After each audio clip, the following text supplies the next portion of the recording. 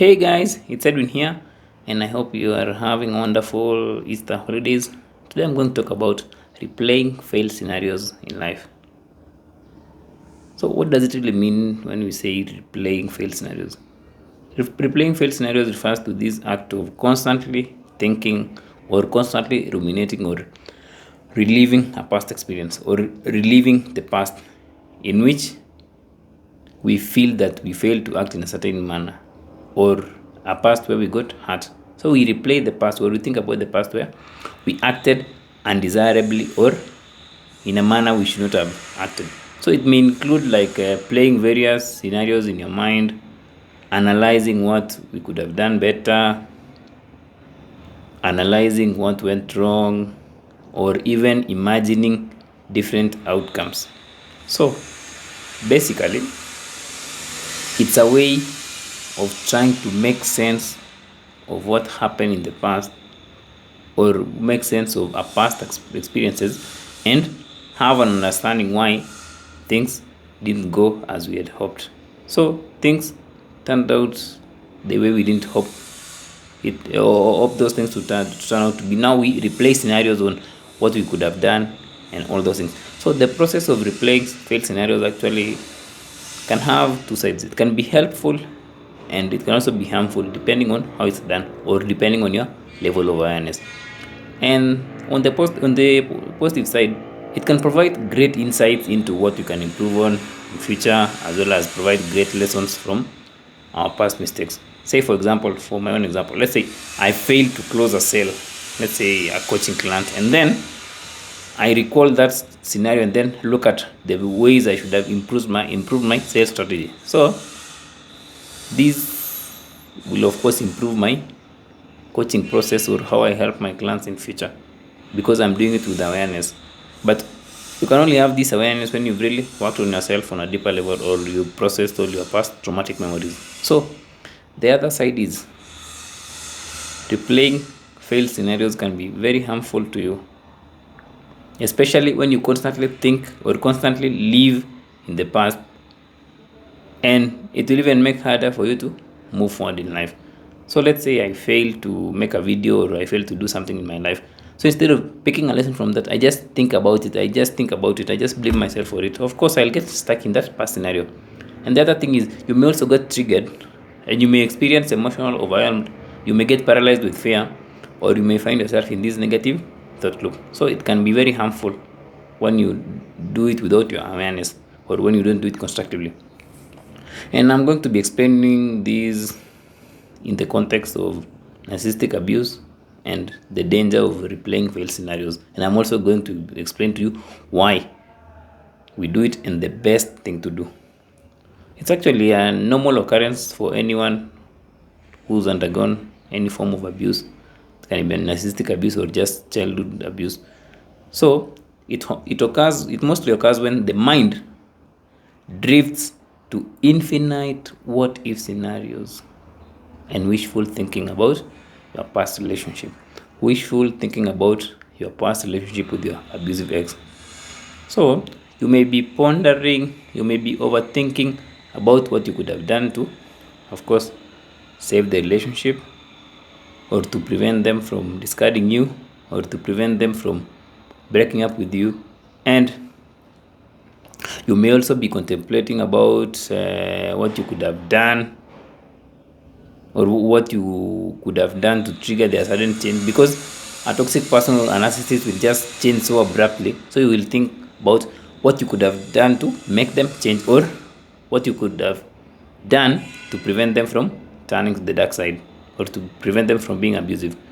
And the other thing is you may also be attempting to understand why they betrayed you, why they lied to you, like why they abused you, or why they left you for someone else, or why they did all those things when and yet they claim they love you. So you may find yourself in this situation where it's so difficult to move forward, and you might even start imagining now the bright scenarios, bright in quotes, such as owning a home, having money, because you might be broke and you might be struggling with moving on. So you are now imagining scenarios where you would have just stayed in the relationship, or scenarios which might have occurred if you had if you'd have compromised and ignored the abuse. So you are saying to yourself, what if I did not ignore the abuse? Maybe I will be living now in a good home and a good place instead of struggling with this co-parenting agreement. So it's just about thinking about what you could have done. The other thing is, the more you educate yourself about narcissism and the more you watch these videos, the more you learn about abuse, the more you now realize the various and insidious forms of abuse that you subjected yourself to, in quotes. So, of course, you are not aware of certain forms of abuse, such as verbal abuse and emotional abuse. This can be something like silent treatment, gaslighting, blame shifting, smear campaign, projection. You are not aware of those things when you are in the relationship. But now, once you leave the relationship, you start to logically, I want you to understand that word, logically understand them. So when you logically understand them, your mind now drifts back to the scenarios where you were subjected to those kinds of abuse. Where you were subjected to those kind of abuse you were not aware of when you were in the relationship. That's why sometimes awareness can be very uncomfortable. And it can even be very painful because it stirs up the pot. It stirs up the pot of negative emotions. So with awareness, you become aware of the abusive ways that, of course, you are ignoring or you are suppressing, which further feeds you with negative thought patterns or negative thought loops, which further keeps you in that cycle of replaying failed scenarios. So is the point where you might start playing other scenarios where you experience those hidden forms of abuse. You replay scenarios where you experience gaslighting. You replay scenarios where you experience blame shifting. You replay scenarios where you experience lying. You experience future faking. You experience smearing, or you experience all those manipulative techniques which you are now aware of after studying about narcissism and all those kinds of abuse. So in short, it's just an exhausting thought process that involves thinking about the trauma, thinking about the pain, thinking about the abuse you experience at the hands of that narcissist. Yeah, so just thinking about the things you didn't even know they were abused when you were in the relationship. And replaying failed scenarios actually after narcissistic abuse can be highly dangerous because it can worsen the trauma you are already carrying deep within you, or it can worsen the trauma you experience in the relationship. The thing is, when you engage in these replaying failed scenarios or in this negative thought loop, you may be unconsciously re-traumatizing yourself by reliving the traumatic memories in your mind. So the thing happened a long time ago, but when you replay these scenarios in your mind, it will look so fresh, especially when you replay it when you've not properly released or processed those traumatic memories. And this will, of course, lead to feelings of helplessness, hopelessness, depression, anxiety, and just various mental health issues which can have a significant damage in your present life. It's just like repeating your painful and hurtful experiences without making any conscious effort to process or release them, or without making any conscious efforts to protect yourself from further harm. So you're just repeating them in your mind, and of course it's hurting you. Let me just give you a brief analogy that you can understand this further.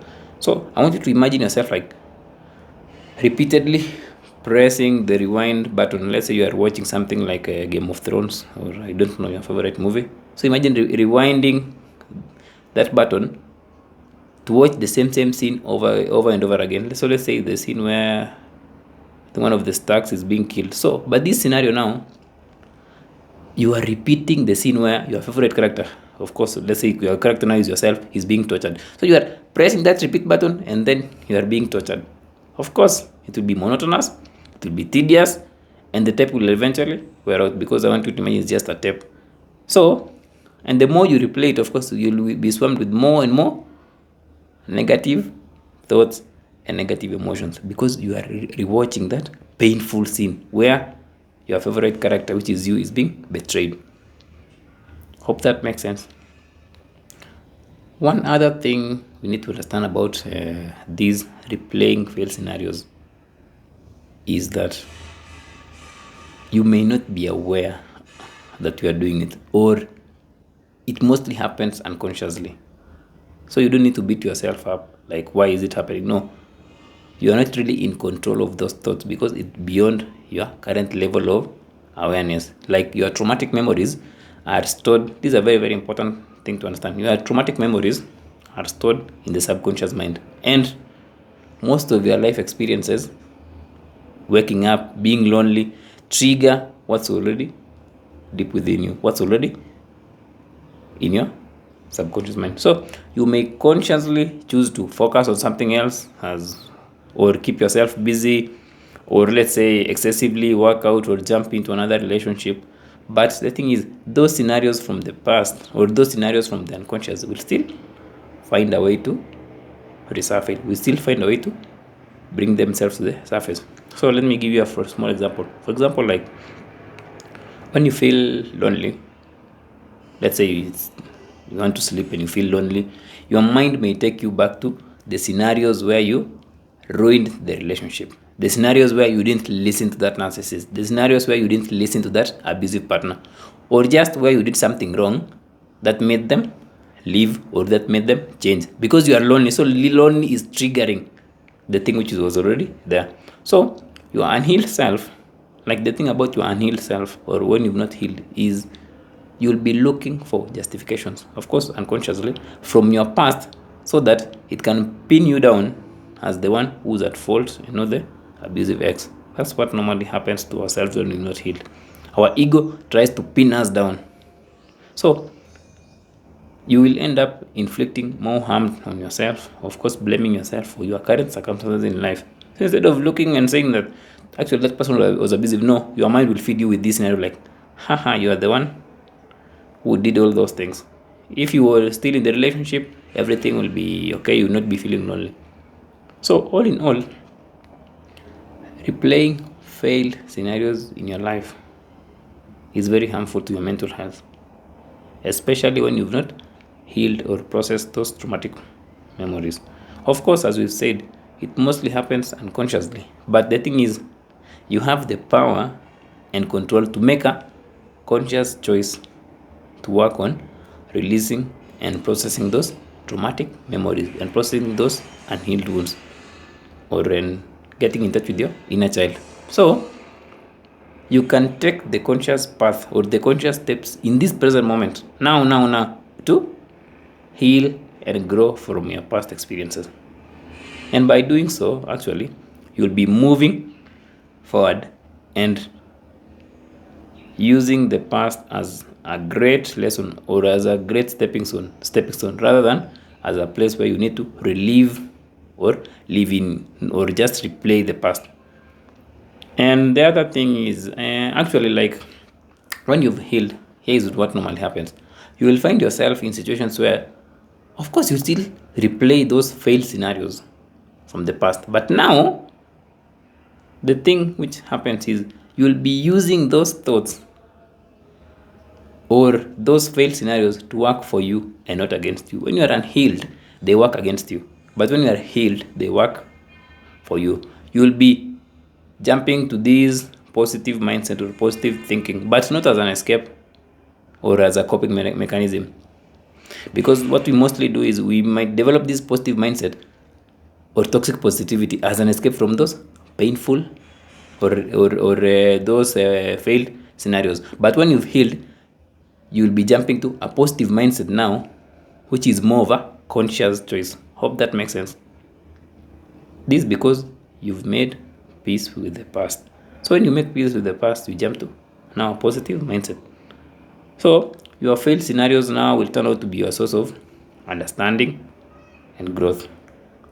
They will, of course, show you the importance of self-care, the importance of boundaries, how a healthy relationship looks like, because you've seen an ugly relationship. So you can now flip it and then look at what a healthy relationship looks like. Of course, you will understand your weaknesses, your strength, your vulnerabilities, your past mistakes, or just very many valuable lessons that will help you move forward, or that will steer your life to a life of abundance, a life of happiness, a life of bliss, or a life of freedom.